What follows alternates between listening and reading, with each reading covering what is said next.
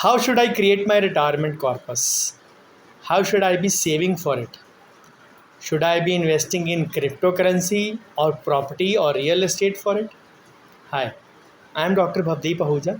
I'm a dentist with 23 plus years of experience, and along with dentistry, I'm training and coaching colleagues on the topics of practice management, medical legal aspects, consent, and finance in dentistry.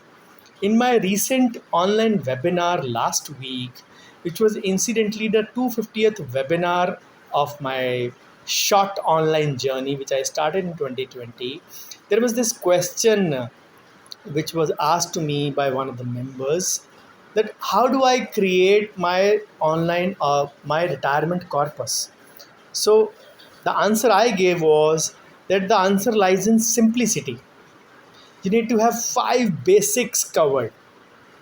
And when I talk of 5 basics, we need to understand that the basics are in the form of debt, equity, balanced option, a hedge, and of course, an emergency fund.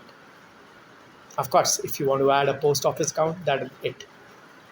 Now, the simple rule for this is, firstly, you don't keep all eggs in one basket, which means not mutual funds for every investment, which means debt will have its specialist.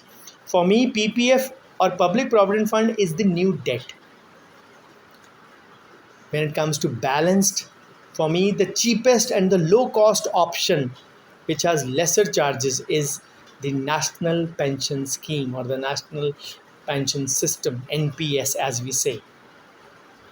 When it comes to equity, for me, the safest bet for us, the clinicians, the practitioners, the dentists who are busy in our clinical practice, is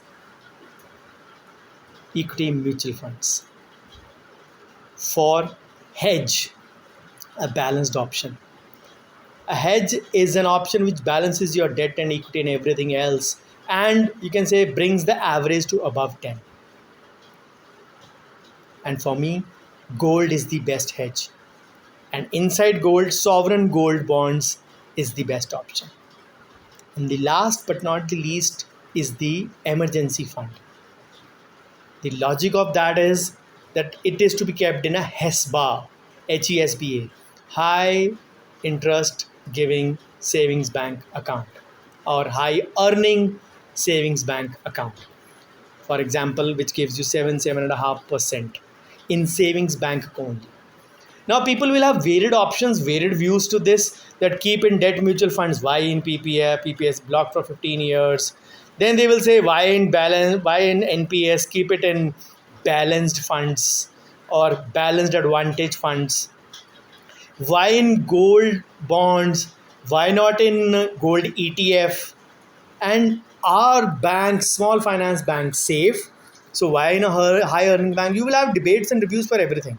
The basic line of logic is that every investment should give you minimum 10%. PPF also gives you 10%. If you talk it post tax wise, I know you will have a question. PPF gives 7.1. Yes, it gives 7.1. But if we talk of before tax, it is 10.1. If you in the same vein talk of debt mutual funds, they also give 6.5 to 7.5%. But that is also before tax. So if to talk PPF in the same vein, you talk 10.1% minus 30% gives you 7% or 7.1%. When it comes to balanced, NPS has been the second largest return giving investment. Of course, it gives you more than the balanced fund, and it, even though if it may be giving the same as the balanced mutual funds, it is still the low cost alternative, which are very less charges in corporate. Equity MF, yes, indeed, equity option, people will say stocks. Yes, you can do in stocks, but you need to do a good monitoring of that, number one. Number two, you need to have spare money for that. If you have a limited amount of money, these are the 5 bets for me. Number 4, gold ETF. If you put everything in mutual funds, debt mutual fund, balanced mutual fund, equity mutual funds, and gold also in ETF or mutual funds, then where does the logic of all eggs in one basket go, my dear friends? Understand.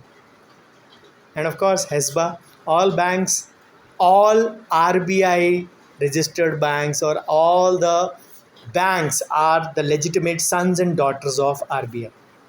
So, be it a small finance bank, national bank, nationalized bank, or a private bank, they are regulated by RBI. They are the legitimate sons and daughters of RBI. The only ones which are not regulated are the cooperative banks or the cooperative societies.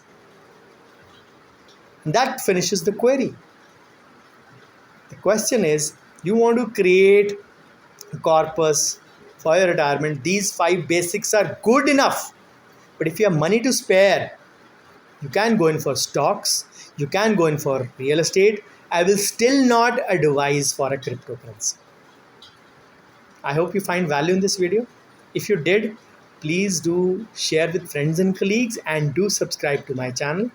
And I do see you in my one of the upcoming videos shortly. Bye bye. Take care.